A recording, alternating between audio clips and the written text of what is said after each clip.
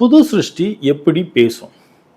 வேதத்தில் நீங்கள் அப்போஸ்தலர் 8வது அதிகாரத்தை வாசிக்கும்போது இதில் 3 பேருடைய ஸ்பீச், 3 பேர் ஒருத்தரை பற்றி இன்னொருத்தர் கூட பேசுகிற ஒரு பியூட்டிஃபுல் கான்வர்சேஷனை நம்மளால இங்கே படிக்க முடியும். இந்த அப்போஸ்தலர் புஸ்தகத்தை எழுதினவர் லூக்கா, அவர் தான் இந்த சம்பவத்தை அழகாக பதிவிட்டிருக்கிறார்.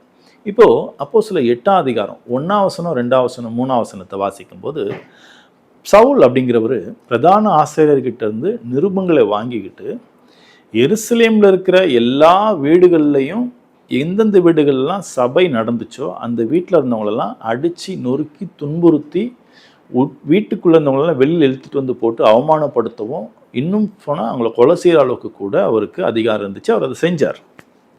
இவர் அடுத்தது இதை முடிச்சுட்டு தமஸ்கு அப்படிங்கிற ஒரு ஊருக்கு அங்கே இருக்கிற வீடுகளில் அங்கே இருக்கிற கிறிஸ்தவர்களை துன்புறுத்துறதுக்காக பிரதான ஆசாரியன்ட்ட பர்மிஷன் வாங்கிட்டு குதிரையில் ஏறி ஒரு தூரத்துக்கு போகிறார். இப்படி போகும்போது திடீர்னு அவருக்கு வானத்தில் ஒரு வெளிச்சம் உண்டாகி அவர் போயிட்டு இருந்த குதிரையிலேருந்து அவர் கீழே விழுந்து, அவர் கூட வந்தவங்க எல்லாரும் சுற்றி விழுந்து கிடக்குறாங்க. எல்லாரும் எந்திரிச்சு நிற்கிறாங்க. அப்போ இவருக்கு கண்ணு தெரியாமல் போயிடுச்சு. அந்த ஓவர் பிரைட்னஸ் லைட்னால சவுலுக்கு கண்ணு தெரியல. தன்னை கை கொடுத்து யாராவது தூக்கி விடுவாங்களான்னு அவர் இருக்கும்போது ஒரு சத்தம் கேட்குது. சவுலே சவுலே, நீ ஏன் என்னை துன்பப்படுத்துகிறாய் அப்படின்னு. உடனே அவர் சவுல் கேட்குறாரு, ஆண்டவரே நீர் யார் அப்படின்னு கேட்குறாரு. அதுக்கு இயேசு கிறிஸ்துவனுடைய பதில், நீ துன்பப்படுத்துகிற இயேசு நானே அப்படின்னு இயேசு பதில் சொல்கிறாரு. திரும்ப சவுல் கேள்வி கேட்குறார், நான் என்ன செய்ய சித்தமாக இருக்கிறீர் அப்படின்னு. அப்போ இயேசு திரும்ப பதில் கொடுக்குறாரு, நீ எழுந்து ஊருக்குள்ளே போ, அங்கே நேர்த்தெரு என்னப்பட்ட ஒரு வீட்டில் நீ இரு, நீ செய்ய வேண்டியது அங்கே உனக்கு சொல்லப்படும் அப்படின்னு. இப்போது இந்த 2 பேர் பேசிக்கொண்டதை வச்சு நம்ம பார்க்கும்போது ஃபஸ்ட்டு பேசுனது இயேசு கிறிஸ்து. அவர் எப்படி பேசுகிறாரு? தன்னை துன்பப்படுத்தின, அதாவது நேரடியாக சவுல் இயேசுவை அடிக்கலை, ஆனால் இயேசுனுடைய பக்தர்களை அவர் அடித்ததுனால அவர் அந்த பிரச்சனைகளை தனக்கு வந்ததாக எடுத்து சொல்கிறார். நீ என்னை துன்பப்படுத்திட்டு இருக்கிற, நீ துன்பப்படுத்துகிற இயேசு நான் தான் அப்படின்னு சொல்லிட்டு, நான் உன்னை பனிஷ் பண்ணுவேன், உனக்கு அறிவில்லையா, நீ வேதத்தை படித்தவன் தானே, உன்னை நான் இப்படி பண்ணிடுவேன் அப்படி பண்ணிடுவேன்னு ஏதாவது மனுஷங்களை மாதிரி ஒரு டோனில் ஜீசஸ் கிரைஸ்ட் பேசினாரா? If Jesus has spoken like that, like a human being, how they speak, how they handle the situations? No, அவர் ரொம்ப சிம்பிளாக பேசினார். சவுல் இம்மிடியட்டாக அந்த சத்தத்துக்கு கீழ்ப்படிஞ்சு தான் ஆகணும். ஏன்னா அவ்வளோ பெரிய ஒரு பிரசன்னம், ஒரு சூரிய வெளிச்சத்துக்கு ஈக்குவலான ஒரு பிரசன்னம் ஒரு மனுஷனை சுற்றி வருது அப்படின்னா யாரால தான் அதை பார்த்துட்டு திரும்ப தொடர்ந்து தைரியமாக ஓட முடியாது. அப்போ இம்மிடியட்டாக இவர் சரண்டர் ஆகிட்டார். அது எங்கே சரண்டர் ஆகிட்டார் அப்படின்னா, நீ துன்பப்படுத்துகிற இயேசு நான் தான் அப்படின்னு சொல்லும்போது, நான் இவ்வளோ நாள் அடித்ததெல்லாம் இந்த யூதர்களை தானே, கீழ்ப்படியாத யூத சட்டத்தை மதிக்காத இந்த யூதர்களை தானே நான் அடித்தேன், எப்படி நான் இயேசுவை அடிச்சு தான் கனெக்ட் ஆகுதுன்னா, அப்போ இவங்க எல்லாருமே இயேசுவோட இணைஞ்சிருக்கிறாங்கன்றதை அவர் புரிஞ்சுக்கிட்டார், கனெக்ட் பண்ணிக்கிட்டார். ஸோ இம்மிடியேட்டாக அவர் ஒபே பண்ணார். அங்கேருந்து புறப்பட்டு நேராக ஊருக்குள்ளே போய் தமஸ்குள்ள அந்த நேர்த்தெருவில் இருக்கிறார். இப்போது தமஸ்கில் அனனியா அப்படின்னு ஒரு புது சிருஷ்டியாக மாறிக்கொண்டிருக்கிற ஒரு நபர் அங்கே இருக்கிறார். அவருக்கு இயேசு தரிசனமாகி அனனியாவே அப்படின்னு கூப்பிடுறார். உடனே அனனியா, ஆண்டவரே இதோ இருக்கிறேன் அப்படின்னு சொன்ன உடனே அவர் சொல்கிறாரு, நீ நேர்த்தெரு என்னப்பட்ட ஒரு இடத்துக்கு போ, அங்கே ஒரு வீட்டில் சவுல் அப்படிங்கிறவன் ஜெபம் பண்ணிக்கிட்டு இருக்கிறான், நீ போய் அவன் மேலே கை வச்சு அவனுக்கு ஜெபிக்கிறது மாதிரியும் உடனே அவன் பார்வை அடையிறது மாதிரியும் அவன் தரிசனம் பார்த்துருக்கிறான், அதாவது நான் தரிசனம் கொடுத்துருக்கிறேன்றதை சொல்கிறார். இப்போ தான் அனனியாவுடைய ஸ்பீச்சு நமக்கு ஒரு முக்கியமான பாடம். அனனியா என்ன சொல்கிறாரு?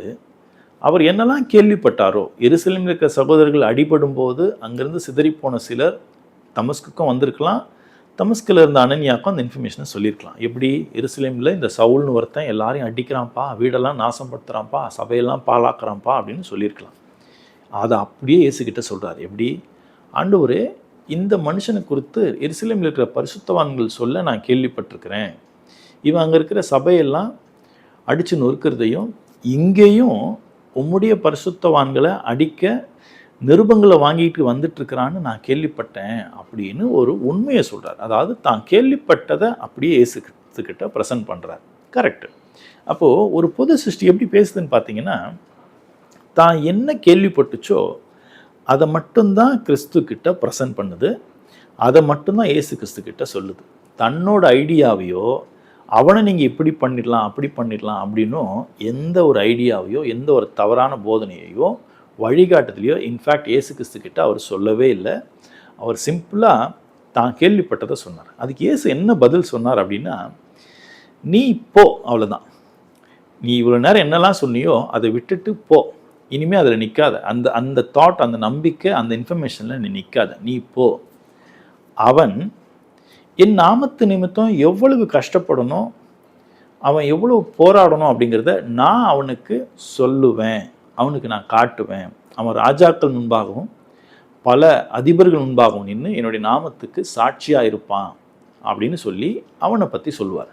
இந்த இடத்துல அனனியாவுடைய குணம் ரொம்ப இம்பார்ட்டன்ட். என்ன அப்படின்னா, நான் இவ்வளோ நாள் உங்களை பின்பற்றுறேன், உங்களுக்காக வாழ்கிறேன், என்ன நீங்கள் அப்படி எடுத்து பயன்படுத்தலையே, நீங்கள் அவனை மட்டும் ராஜாக்களுக்கு முன்னாடி கூட்டிகிட்டு போகிறேன்னு சொல்கிறீங்களே, என்னையும் பயன்படுத்தலாமே அப்படின்னு ஒரு வார்த்தை கூட சொல்லலை. என்னென்னா, நம்ம எதிரில் இயேசு கிறிஸ்து பிரசன்னமாயிட்டாரு, நம்ம கூட பேசிகிட்டு இருக்கிறாரு, நம்ம ஜெபத்தை கேட்டுக்கிட்டு இருக்காரு. அப்போ இந்த நேரத்தில் நமக்கு என்னெல்லாம் தேவையோ அதெல்லாம் சேர்த்து ஒரே டைமில் அடித்து விட்டுறலாம், எல்லாத்தையும் இயேசு கிறிஸ்துக்கிட்டேருந்து வாங்கிடலாம் அப்படின்ற எண்ணம் புது சிருஷ்டிகளுக்கு இருக்காது. அவங்க எப்போவுமே ப்ரெசண்ட்டில் கிறிஸ்துக்குள்ளே ஓடுறதுக்கு என்ன வேணுமோ அதை பற்றி மட்டும்தான் யோசிச்சுட்டே இருப்பாங்க. அதுதான் புது சிருஷ்டியினுடைய அடையாளம்.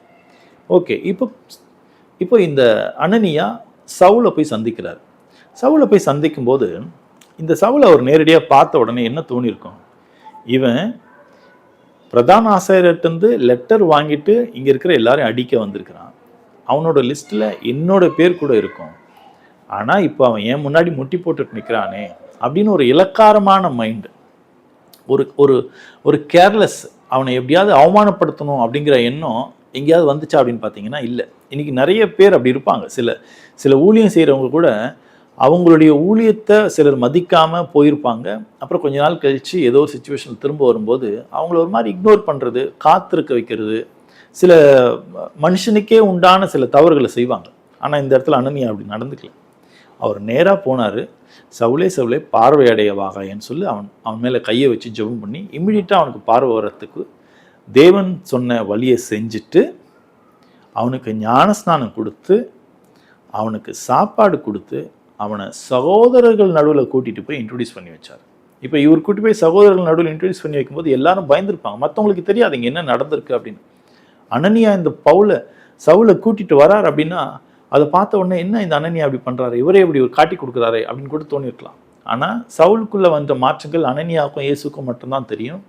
எவ்வளோ பெரிய ரிஸ்க் எடுத்து அவர் மற்றவங்க நடுவில் கூட்டிகிட்டு போய் நிறுத்துறாரு. சவுல் அவர் அவமானப்படுத்தலை, அவர் கேள்விப்பட்ட இன்ஃபர்மேஷனை வச்சு திட்டலை, அவன் குருடனாக இருக்கிறான், இப்போ அவன் பலவீனமாக இருக்கிறான், நான் நம்பின இயேசு தாயா உண்மை, நீ வந்துட்டு மாட்டினியா அப்படின்னு சொல்லி ஒரு எகத்தாளமான பேச்சு, எந்த ஒரு தவறான நடவடிக்கையும் அனனியா கிட்ட இல்லை. ஒரு புது சிருஷ்டியாக மாறிக்கொண்டிருக்கிற நபர் எப்போவுமே எப்படி தான் இருப்பாங்க அப்படின்னு கேட்டிங்கன்னா, இந்த மாதிரி தான் தாழ்மையாகவே இருப்பாங்க. எப்போவுமே தன்னை தாழ்த்த வேண்டிய இடத்துல தாழ்த்தி தான் இருப்பாங்க. நீ என் காலுக்கு கீழே வந்துட்டு பார்த்தியான்னு ஒரு வார்த்தை கூட அனனியா பேசலை. அப்போது புது சிருஷ்டியாகிய இயேசு எப்படி சொல்கிறார் அப்படின்னா, சவுலை பற்றி அனனியா கேள்விப்பட்ட அந்த இன்ஃபர்மேஷன், அவன் எருசலேம் எல்லாரையும் அடிக்கிறான், கொல்றான், வீட்டை நாசப்படுத்துகிறான் அப்படின்னு. ஆனால் இயேசு அவனை பற்றி எப்படிப்பட்ட ஒரு விஷயத்த சொல்கிறார் பார்த்தீங்க அப்படின்னா, இவனை நான் புறஜாதிகள் நடுவில் பயன்படுத்த போகிறேன், ராஜாக்கள் நடுவில் பயன்படுத்த போகிறேன், என் நாமத்து நிமித்தம் எவ்வளவு கஷ்டப்படணும் அப்படிங்கிறத நான் இவனுக்கு புரிய வைக்க போகிறேன் அப்படின்னு ஒரு பியூட்டிஃபுல் இன்ஃபர்மேஷனை சொல்லுவார். இதுதான் நமக்கான பாடம். உங்களை பற்றி மற்றவங்க இன்னொருத்தட்ட போய் ரொம்ப அசிங்கமாக பேசுவாங்க, தப்பாக அவங்கள பற்றி பரப்பி விடுவாங்க. அதெல்லாம் எதிரில் இருக்கிறவங்க அப்படியா, ஓஹோ அவர் இப்படி செஞ்சிட்டாரா, அந்த சிஸ்டர் இப்படி செஞ்சிட்டாங்களா அப்படின்னு அப்படியே காதில் தேன் ஊற்ற கேட்டுக்குவாங்க.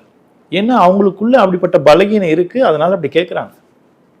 இயேசு கிறிஸ்து ஒருத்தரை பற்றி எப்படி தெரியுமா பேசுவார், அவன் நான் தெரிஞ்சுக்கிட்ட பாத்திரம், அவன் என் நாமத்துக்காக கஷ்டப்பட போகிறான், அவன் ராஜாக்களுக்கு முன்னாடி போய் சுவிசேஷத்தை சொல்ல போகிறான், அவன் இன்னும் நிறைய பேருக்கு சுவிசேஷத்தை எடுத்து புரிய வைக்க போகிறான்.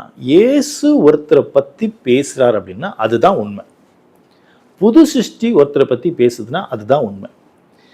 மனுஷன் 1000 பேசுவான். உங்களை பற்றி மற்றவங்க இல்லாததையும் பொல்லாததையும் தவறானதையும் போய் மக்கள்கிட்ட சொல்லி பரப்பிடுவாங்க, நம்ப வச்சிருவாங்க. அது உங்கள் காதுக்கே வரும், ஐயோ இவ்வளோ அசிங்கமாக நம்மளை பற்றி பேசியிருக்கிறாங்களேன்னு. ஆமாம், கவலைப்படாதீங்க. உங்களை பற்றி இயேசு என்ன பேசுவார் அதை மட்டும் ஃபோக்கஸ் பண்ணுங்க. அதே மாதிரி உங்கள் காதுக்கு ஏதோ ஒன்று வருதா, யாரோ ஒருத்தங்க வந்து இன்னொருத்தவங்களை பற்றி குறை சொல்கிறாங்களா, அவங்கக்கிட்ட நீங்கள் சொல்லுங்கள். நீங்கள் சொல்கிறத இயேசுவும் சொல்லுவாரா? இல்லைல்ல, அப்போ இது எனக்கு வேண்டாம். இயேசு இந்த இன்ஃபர்மேஷனை எனக்கு எப்படி சொல்லுவாரோ அதே மாதிரி நீங்கள் சொல்லுங்கள். அப்படிங்கிற மனப்பக்குவம் உங்களுக்கு வந்துருச்சு அப்படின்னா இன்னொருத்தருடைய குறை, இன்னொருத்தருடைய பாவம் உங்கள் காதுக்கு வரும்போது நீங்கள் அதில் இன்ட்ரெஸ்டே காட்டிக்க மாட்டீங்க. ஆட்டோமேட்டிக்காக இயேசு நினைக்கிற மாதிரி உங்களுக்கு நினைக்க வரும். இதுதான் ஒரு புது சிருஷ்டியினுடைய அடையாளம். நீங்கள் புது சிருஷ்டியாக மாறிக்கொண்டிருக்கிறீங்க அப்படின்னா நீங்கள் அடுத்தவங்களுடைய பலகீனத்தை தெரிஞ்சிக்க விரும்பவே மாட்டீங்க. அடுத்தவங்களை போல இன்னும் நாம் எப்படி மேன்மையாக கிறிஸ்துவை ஃபாலோ பண்ணலாம், முன்னேறி போகலாம், நம்ம பாவத்தை நம்ம பலகீனத்தை எப்படி ஜெயிக்கலாம் அப்படிங்கிறதுல தான் உங்கள் கவனம் இருக்கும்.